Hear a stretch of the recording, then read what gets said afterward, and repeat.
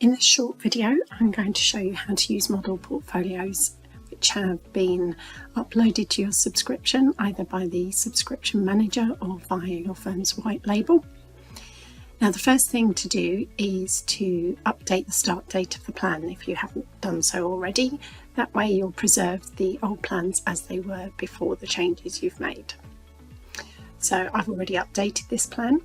So the next thing I'm going to do is go to Plan Settings down the bottom of the dashboard and Market Assumptions, and make sure it's using the set of market assumptions which the model portfolios use. In this case, it's using the software's standard option of dimensional, and I want to change that to my firm's assumptions and apply changes, and then done. So this plan is now going to be using our custom market assumptions. The next thing to do is back in Plan Settings and under Asset Allocation is to set a default asset allocation for your plan. We can click here to choose from the model portfolios which have already been set up. I can use the slider bar to move through them and select the one that's appropriate for my client. Click Done, and then if I go into one of the investments here,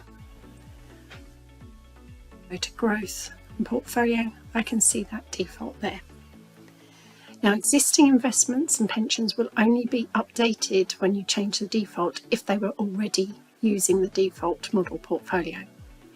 If you had in the past changed the portfolio on an investment and pension to use a different one from the one in Plan Settings, that breaks the link to the default, so you'll have to manually change those. So that can be done in here. If, for example, this client's ISA is using a different model portfolio to the rest of their investments and pensions, you can change it just by changing the slider down the bottom of the screen. Done. If you were to add a new investment or pension, it should pull through that default from Plan Settings.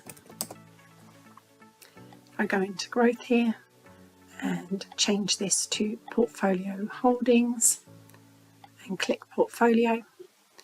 You'll see it's brought through the default, but I can change it if I need to.